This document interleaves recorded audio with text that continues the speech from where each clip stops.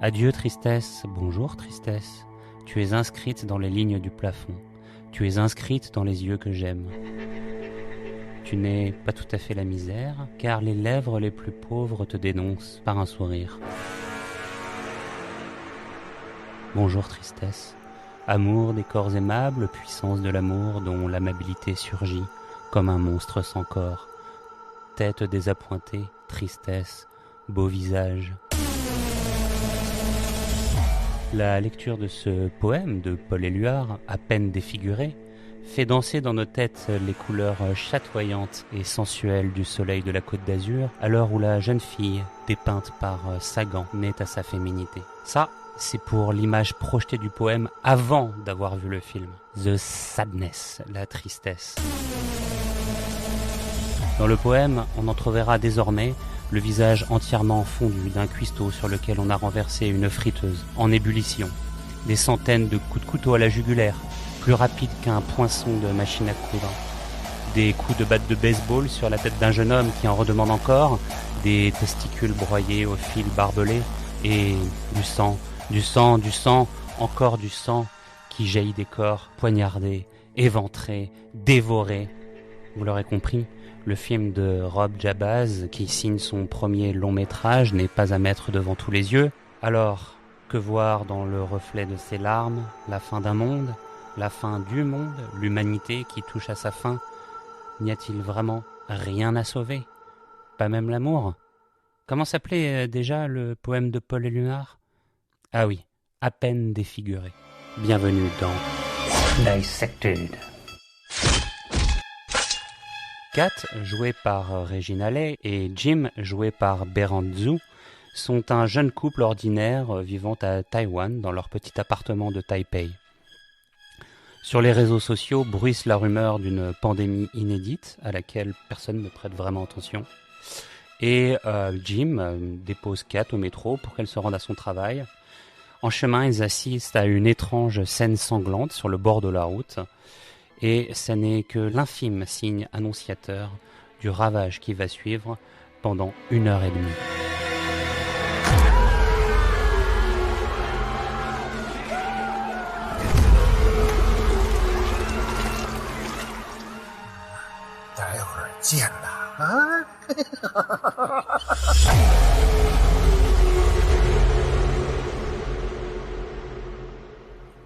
Bonsoir Hugues, bonsoir Mathieu, comment allez-vous? Bonsoir Romain, comment vas-tu ce soir?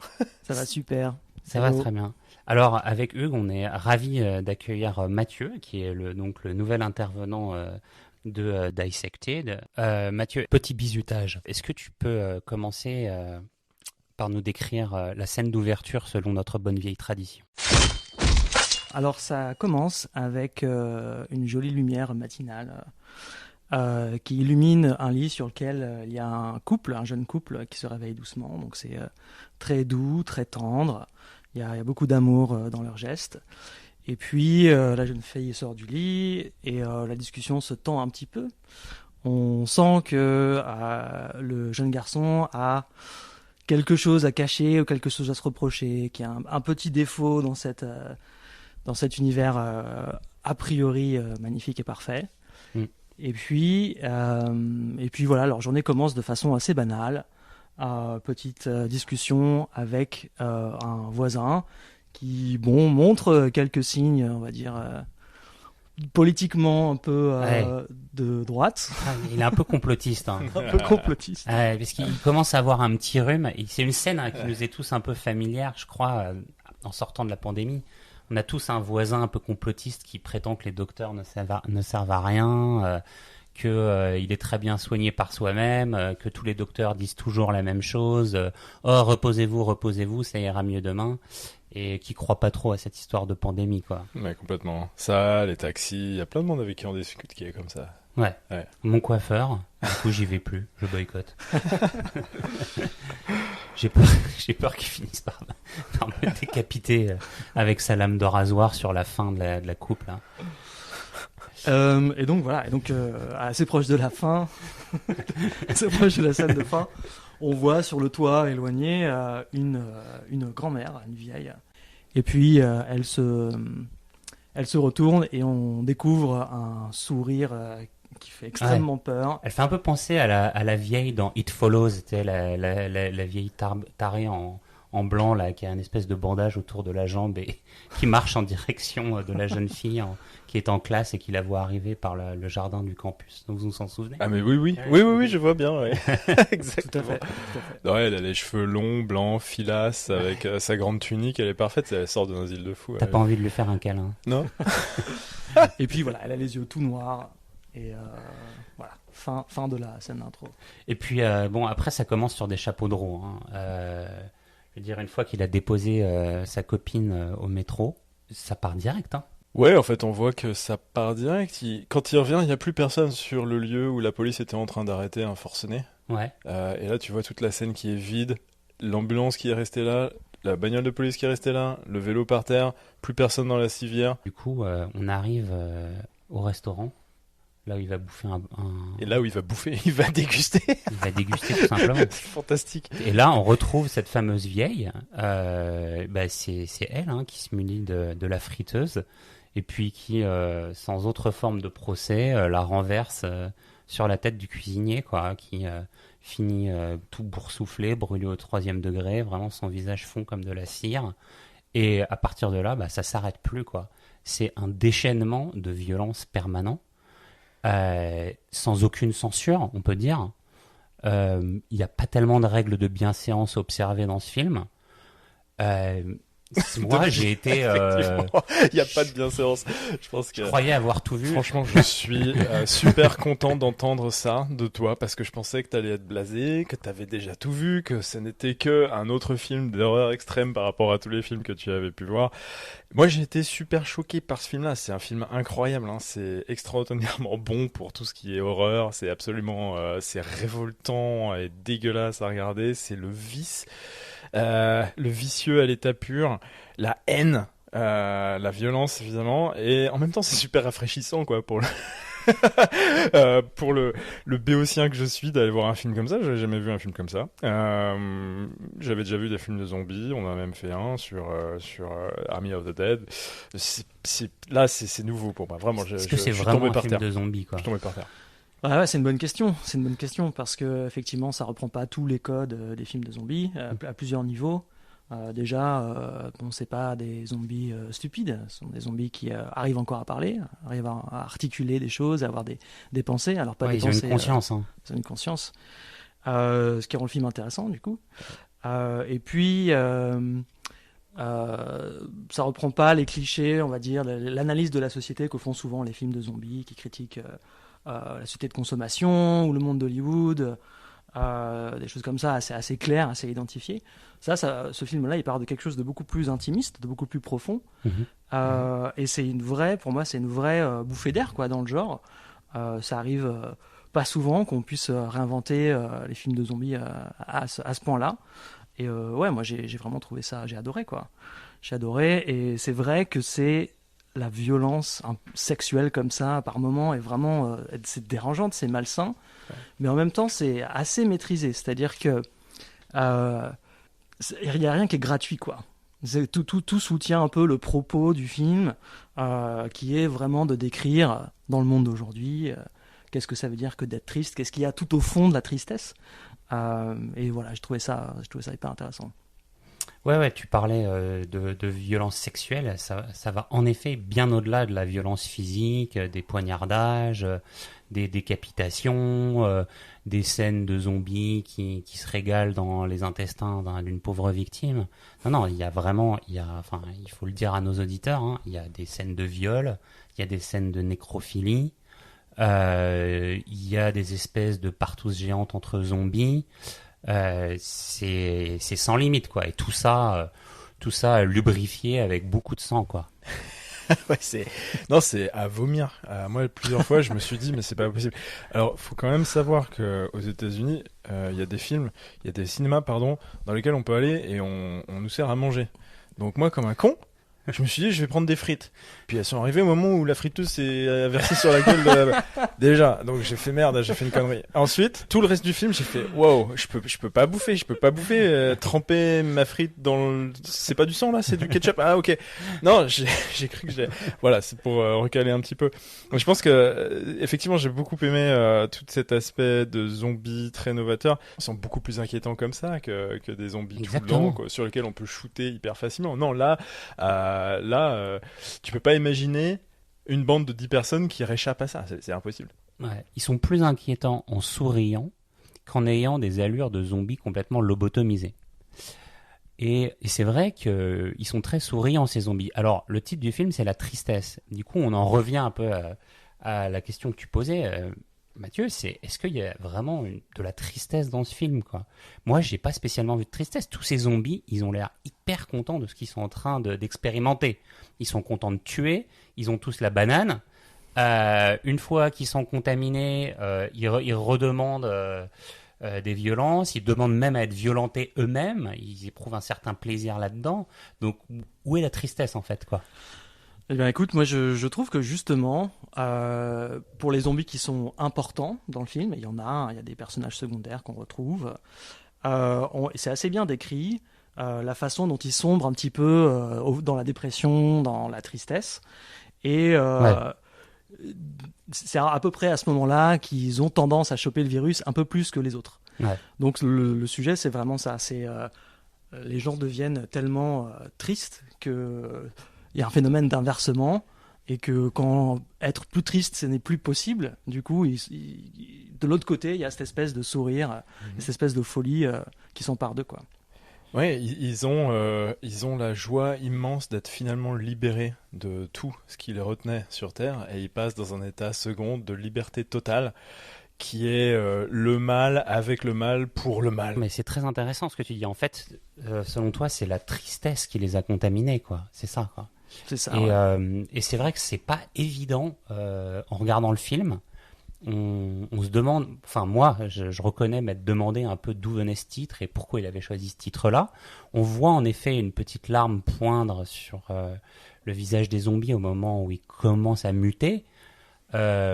Mais c'est tout, quoi. Et je pense qu'en effet, c'est une interprétation hyper intéressante de se dire qu'en fait, c'est la dépression, c'est la tristesse qui rend les gens fous, en fait, et qui, à un moment, les pousse à se libérer de leurs pulsions enfouies pour évacuer et oublier cette tristesse, quoi. Et à quel moment est-ce que ça se passe, en général? Alors là, question ouverte. Quand est-ce que, médicalement, des situations comme ça vont être effectivement réalisées, quoi? À quel moment est-ce que les gens vont passer de leur frustration, de leur paranoïa, de leur sentiment d'être victime de complot? Dans la vraie vie, tu veux dire, ou dans le film? À un acte violent, à un acte de revanche extrême, comme c'est le cas pour ce Wang, là, le psychopathe à la hache. Ouais, et c'est vrai qu'il y a un background un peu médical au film, hein. C'est assez bien expliqué d'un point de vue médical ce qui se passe.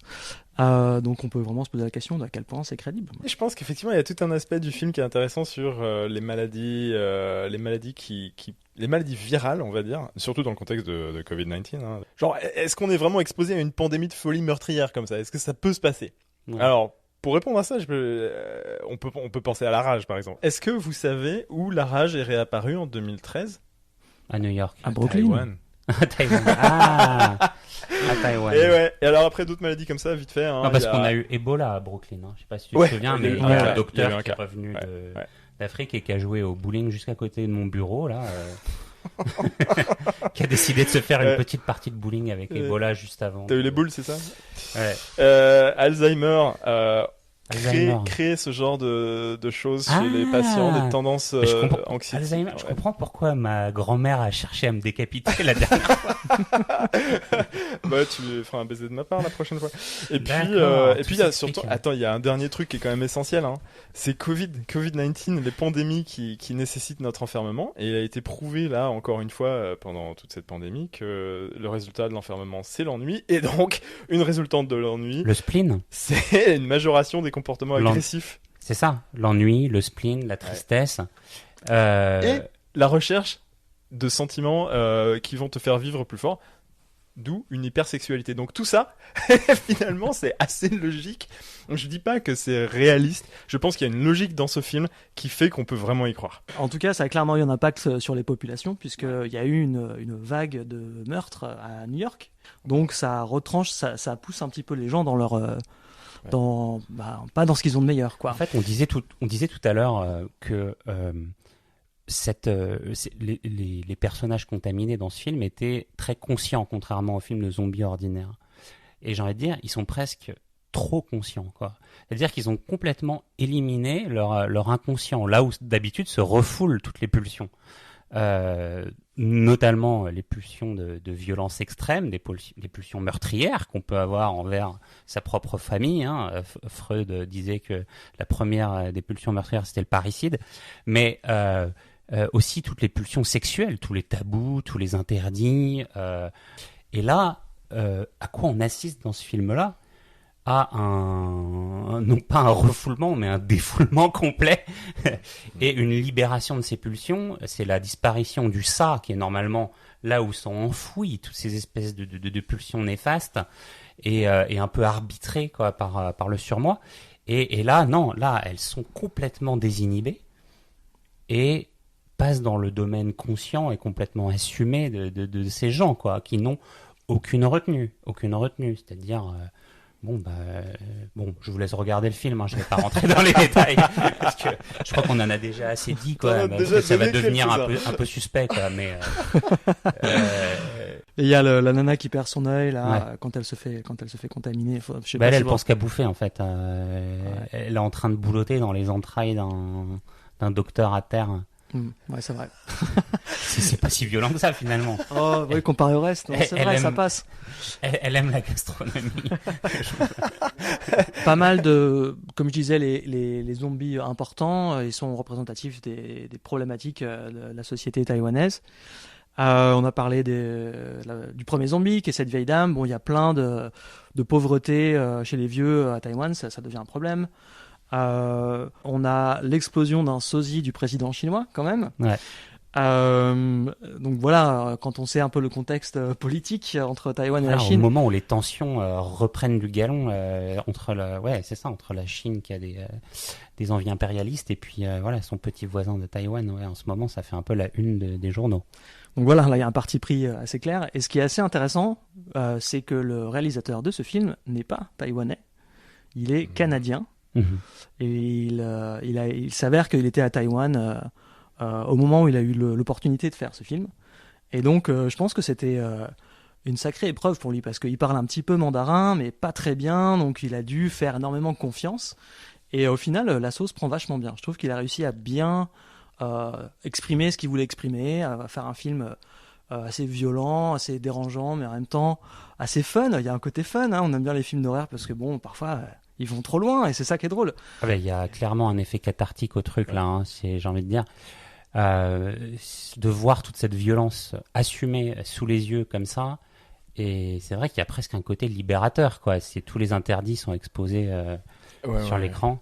Tu as, à mon avis, chez moi, j'ai eu deux effets, on va dire, cathartiques. J'ai beaucoup ri, parce que c'était tellement too much que tu es obligé de le prendre à la rigolade et d'aller te sortir du film pour aller dans les pas du réalisateur et dire ouais mec, là tu l'as vraiment bien fait, ça gicle bien, c'est bien fait. Et puis le deuxième effet, c'est peut-être alors j'étais fatigué peut-être, mais aussi il y a un tel rythme à l'origine de ce film là, un tel rythme émotionnel pour moi, et puis de violence, que j'étais vraiment à fond. Et puis après, le rythme c'est, je pense, volontairement ralenti sur les explications finales du médecin et les scènes finales qui moi m'ont endormi. Je me suis endormi. Et... difficile de s'endormir devant mais la j'étais tristesse. Tellement... Moi, étrangement, j'ai bien aimé ce ralentissement, quoi.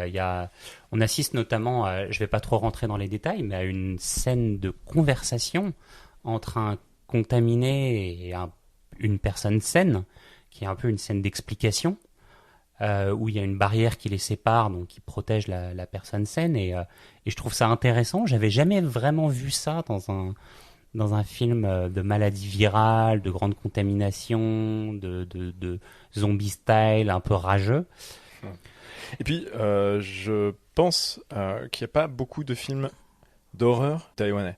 J'ai l'impression, sans m'y connaître beaucoup, donc question ouverte, que les films d'horreur asiatiques, c'est plutôt japonais, coréen. Il faudrait faire une petite enquête, je me suis pas renseigné, mais euh, en tout cas, on peut dire que pour leur premier film d'horreur, ils mettent le paquet là. Putain. Ils sont tranquilles pour 10 ans là. Ça revient à ce que disait Mathieu tout à l'heure, c'est que c'est un Canadien qui fait ça. Le réalisateur aurait, paraît-il, dit, je sais pas si vous avez lu le même interview, mais la première personne du crew à qui il a parlé, c'est les responsables des effets spéciaux. Il leur a dit, je vous préviens, s'il manque de sang, ça va mal se passer. Donc il a mis tout de suite les choses au clair. Là, il a fait. Je pense que ça va faire une grosse claque dans la figure du public chinois, parce que là c'est en chinois, donc ça va certainement être tu vois, bien reçu là-bas, ou reçu d'une certaine manière, en tout cas. Grosse grenade dans la bouche. Là, grosse grenade dans la bouche, ouais. Ça va exploser dans les salles, ouais. Alors là, c'est un parti pris, parce que c'est un film taïwanais, c'est pas un film chinois. Exactement. Oui, mais c'est en chinois. C'est en mandarin. T'as reconnu le mandarin? J'ai pas Le reconnu. film fait quand même allusion à la privation des libertés fondamentales telle qu'elle a été conduite à Hong Kong. Taïwan, c'est un peu les prochains sur la liste, donc il y a toujours cette tension palpable. Alors, pour laisser un peu la politique de côté et parler de choses un petit peu plus sexy, tu parlais tout à l'heure de l'aspect visuel du film, de l'impact visuel du film. Toute cette horreur est finalement pas si moche, hein. Prenez la scène du métro, par exemple, qui est un peu cette scène emblématique, je pense que c'est un peu la scène phare du film, enfin pour moi, j'ai trouvé. C'est une espèce de toile blanche, quoi. Une espèce de wagon immaculé, au siège blanc, en plastique blanc. Tout le monde se tient bien, tout le monde se respecte, tout le monde est calme, tout le monde se tient droit. Jusqu'au moment où il y a donc ce groupe de jeunes gens qui font un peu le dawa, non, sauf que eux, ils ont décidé de faire un carnage. Et là, ça devient une explosion de sang qui vient vraiment un peu souiller cette toile blanche comme ça. Mais il y a un effet contemporain abstrait, quoi. On est presque dans du dripping là. Enfin, tu regardes le truc, tu vois le mec qui sourit au milieu, satisfait de son œuvre. Tu vois tout qui dégouline, les visages maculés, tachetés de sang, les chemisiers avec des gouttes rouges partout. Il y a un côté artistique, hein. Ouais, non, complètement. Le côté lunettes de soleil, il y a un style énorme en fait. Moi, j'aurais Il y a parlé du du style dans la manière dont l'effusion de sang est amenée, qui est une chorégraphie là aussi du mec qui plante le couteau et puis du sang qui gicle, bon, oui, c'est dérangeant, mais je vois le côté esthétique. Enfin, C'est un travail c'est assez léché, quoi. On sent qu'il y a beaucoup de précision dans les cadrages, dans les angles, dans les couleurs, dans les plans.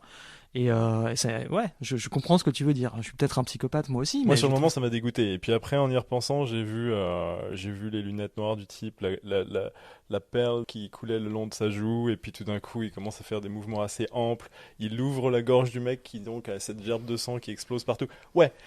Il y a un truc à la Kill Bill, tu vois, dans ma pauvre expérience. C'est vrai qu'il y a une scène très sanguinolente dans Kill Bill qui est un peu jouissante de la même façon. Ouais, je suis assez d'accord. Tu parles de jouissance, mais c'est un sujet qui est souvent traité dans les films d'horreur, enfin souvent, qui a déjà été traité dans les films d'horreur, c'est le mélange de la violence et du plaisir sexuel. Je pense notamment au film de Clive Barker que tout le monde connaît, Hellraiser, dans lequel les Cénobites sont cette espèce de caste un peu venue des tréfonds de l'au-delà, qui sont censés incarner cette espèce de jouissance dans la douleur extrême.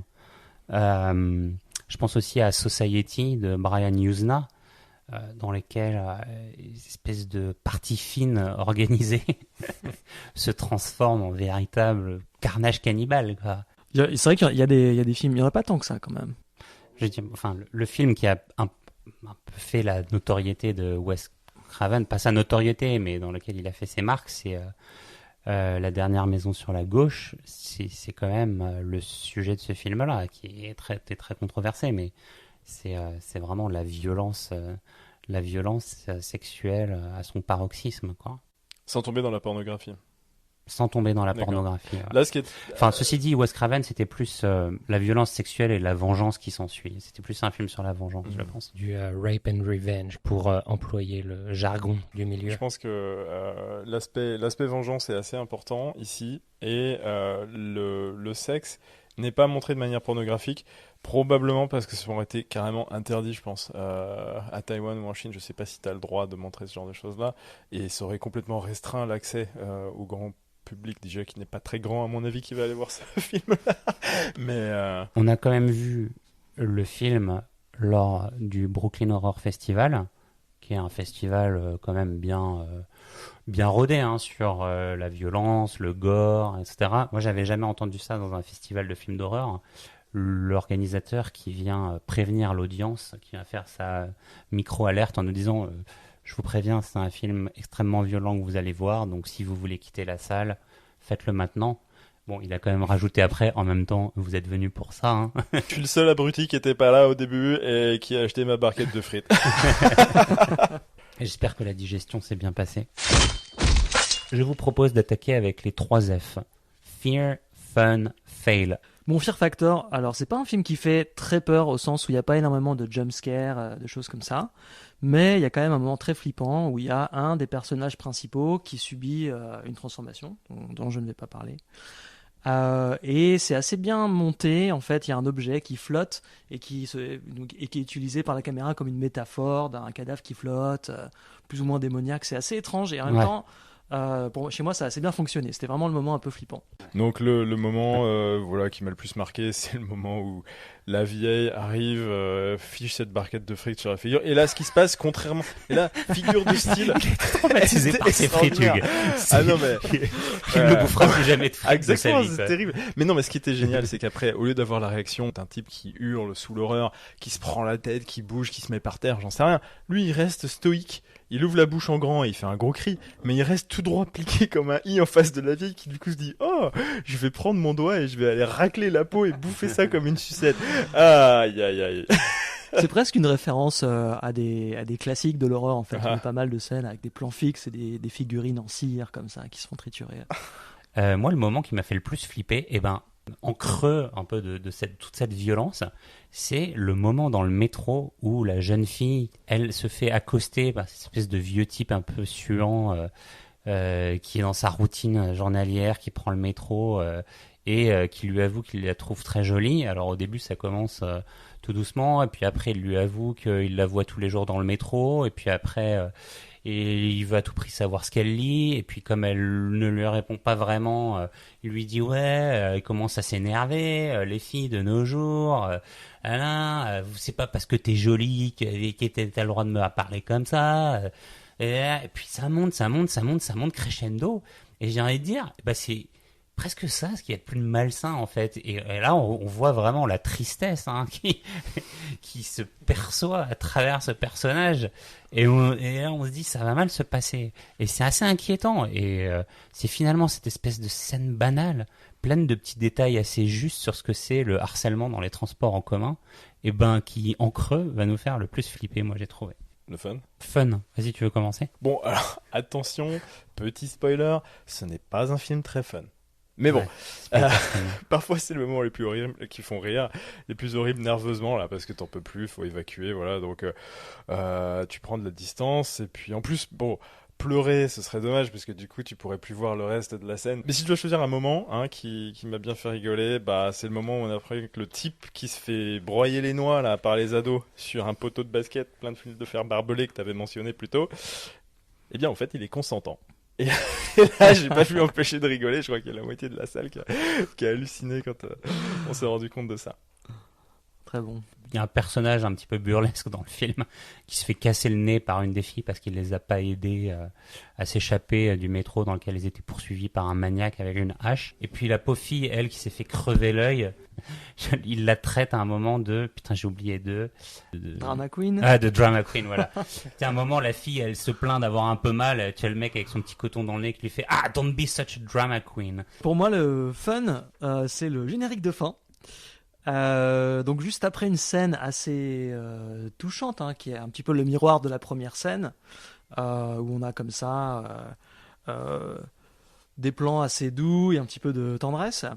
On cut et la musique de fin, c'est un énorme groupe de métal, donc, énorme riff qui gueule, et c'est un bon rappel de tout ce qu'on vient de voir en fait.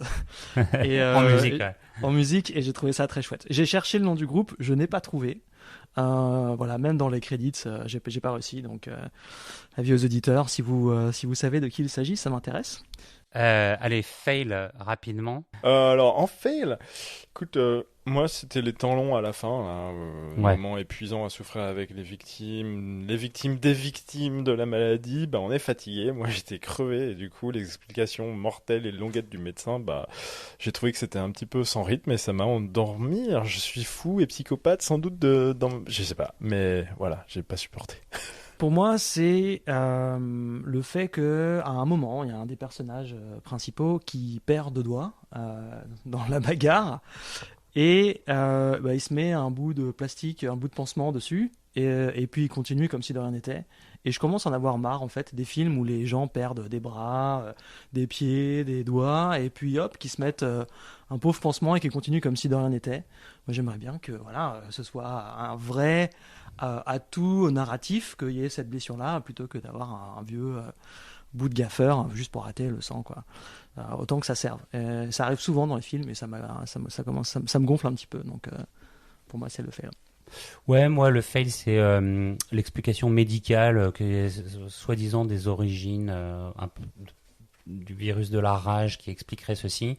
Je pense qu'ils auraient dû laisser beaucoup plus de flou autour de ça. Enfin, je veux dire, c'est un peu comme dans Star Wars quand ils expliquent la source scientifique de la force. On n'a pas besoin de le savoir. Enfin, c'est censé être quelque chose de symbolique. Et surtout si ton film t'appelle la tristesse en plus. Enfin, il y avait vraiment pas besoin de ça. Moi, j'ai trouvé quoi. Quote. Alors, favorite quote. Petite interlude musicale. Métal. Bon bah vas-y, si t'en as une. Donc rapport au fail, où donc il y a un des personnages qui perd 2 doigts. Le zombie qui coupe les doigts lui dit: ne t'inquiète pas, je vais bien m'occuper de ta copine. J'ai trouvé ça assez marrant. Oui, parce qu'on comprend au début du film que le voisin, on pince un petit peu pour sa copine sans vraiment le dire. Quant à moi, écoute, ce personnage avec les lunettes de soleil qui finit après une dizaine de kills au couteau par se faire plaquer à terre par 2-3 personnes qui restent valides, et qui là commence à exulter d'un rire démoniaque et à dire qu'il a finalement battu le record des meurtres à l'arme blanche dans un wagon, ou des meurtres à l'arme blanche, je sais pas. Et là, c'est quelque chose qui est bien représentatif du film, parce que ça montre bien, c'est à ce moment-là peut-être que j'ai compris qu'ils étaient complètement conscients. Il arrive à tenir les comptes tout en faisant toute sa chorégraphie, et à se vanter après de manière démoniaque que c'est lui qui a le record du monde, quoi. Et moi, c'est une quote assez simple. Je crois qu'elle est prononcée par le docteur à un moment donné, qui dit It's all politics, you know, it's all political. En disant, tu sais, il y a quand même cette espèce de fond politique à la chose, alors que tout le monde est en train de crever. Il peut y voir soit une dénonciation des complotistes qui nient l'existence de la pandémie alors qu'elle se déroule sous leurs yeux, ou alors une dénonciation du politique qui tente de s'approprier la pandémie ou de blâmer les puissances étrangères pour conserver une partie de son électorat, enfin tout cela à des fins politiques. Allez, rapidement, une note sur l'échelle de la peur. Je lui mets un 9 parce que franchement, ça m'a bien fait flipper quand même. J'avais du mal à garder les yeux devant l'écran. Sur l'échelle de la peur, moi je mettrais un peu moins. Je pense que je serais aux alentours de 7. Je pense qu'il y a des scènes qui font peur, mais c'est pas forcément au cœur de ce qui fait l'intérêt du film. Ouais, moi je mettrais seulement 8, faisant la moyenne des deux. J'appelle notre audience à faire un film d'horreur sur l'État islamique qui montre l'horreur dans son réalisme total, avec des gens qui doivent pas être loin de se comporter comme ces zombies-là de temps en temps, et avec des scènes de rue qui doivent être assez similaires aussi.